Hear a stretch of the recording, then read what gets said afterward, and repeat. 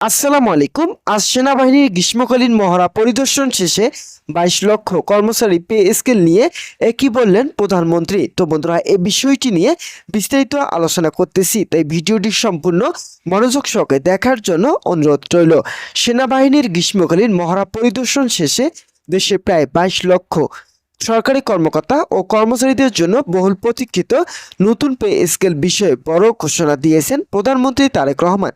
নিত্য প্রয়োজনীয় দ্রব্যমূল্যের ঊর্ধ্বগতির বাজারে কর্মচারীদের স্বস্তি দেওয়ার এবং প্রশাসনিক গতিশীলতা বাড়ানোর লক্ষ্যে সরকারের এই যুগান্তকারী সিদ্ধান্তসমূহের বিস্তারিত তথ্য পরিবর্তে অর্থ মন্ত্রণালয়ের সূত্র ও বিশেষ বৈঠকে বিবরণী থেকে নিশ্চিত করা হয়েছে। সেনাবাহিনীর প্রশিক্ষণে ভূয়সী প্রশংসা করার পাশাপাশি দেশের সার্বিক অর্থনৈতিক পরিস্থিতি ও সরকারি কর্মচারীদের জীবনযাত্রার মান নিয়ে কথা বলেন প্রধানমন্ত্রী।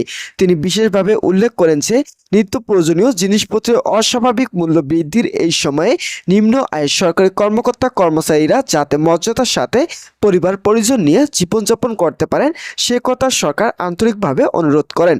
সেই লক্ষ্যেই প্রধানমন্ত্রীর সরাসরি নির্দেশনায় 11 থেকে 20 গ্রেডের কর্মচারীদের জন্য সম্পূর্ণ নতুনভাবে স্থায়ী রেশন সুবিধা চালু করার সিদ্ধান্তটি গ্রহণ করা হয়েছে। এই রেশনের আওতায় এখন থেকে প্রতি মাসে প্রত্যেক কর্মচারী সুনির্দিষ্ট পরিমাপে উন্নত মানের খাদ্য সামগ্রী ও নিত্য প্রয়োজনীয় পণ্য পাবেন।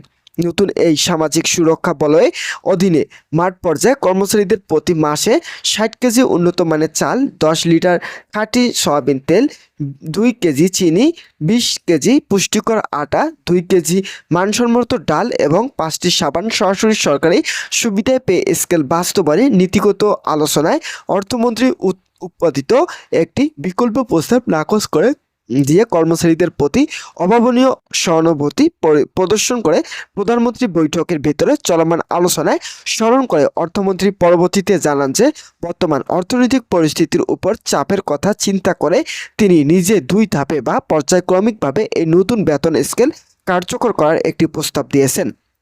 কিন্তু কর্মচারীদের দুর্দশা লাঘবে প্রধানমন্ত্রী অত্যন্ত দৃঢ়তার সাথে সেই দুই ধাপের প্রস্তাব সরাসরি নাকচ করে দেন এবং কোনো প্রকার পর্যায়ক্রমিক ধাপ ছাড়াই সরকারি কর্মচারীদের মূল বেসিক বেতন সম্পূর্ণ এক ধাপে 100% কার্যকর করার নির্দেশ দেন।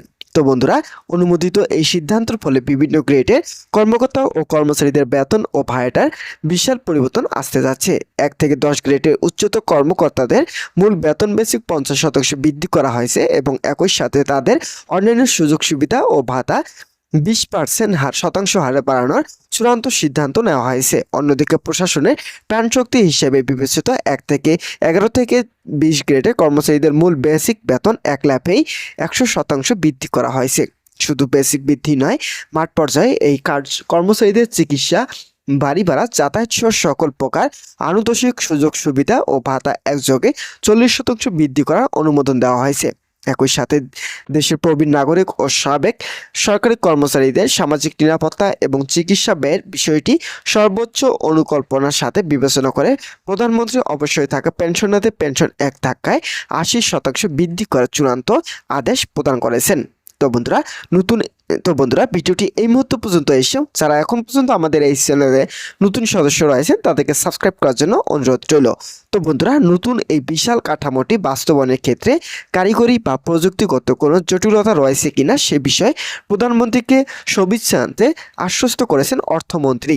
জানা গেছে অর্থ মন্ত্রণালয় কেন্দ্রীয় অনলাইন সিস্টেম অর্থাৎ আইবার্স প্লাস এবং ইলেকট্রনিক ফান্ড ট্রান্সফার বা EFT মডিউলে প্রয়োজনীয় সকল প্রকার কারিগরি পরিমার্জন ও আধুনিকায়নের কাজ ইতিমধ্যে সফলভাবে সম্পন্ন হয়েছে। ফলে দেশের যে কোনো প্রান্তে সরকারি কর্মকর্তা কর্মচারীদের বেতন পুনর্নির্ধারণ এবং সরাসরি তাদের ব্যক্তিগত ব্যাংক অ্যাকাউন্ট অর্থ প্রেরণের ক্ষেত্রে কারিগরি কোনো বাধা আর অবশিষ্ট নেই। অর্থ বিভাগের এমন সুসংগঠিত প্রস্তুতিতে পূর্ণ সন্তোষ প্রকাশ করে প্রধানমন্ত্রী দ্রুততম সময়ে তা বাস্তবায়নের সময়সীমা বেঁধে দিয়েছেন। তার কঠোর নির্দেশে জানানো হয়েছে যে চলতি জুলাই মাসের শেষ সপ্তাহের মধ্যেই বহুল প্রতীক্ষিত এই নতুন পে স্কেল চূড়ান্ত গ্যাজেট বা সরকারি প্রজ্ঞাপন জারি করতে হবে।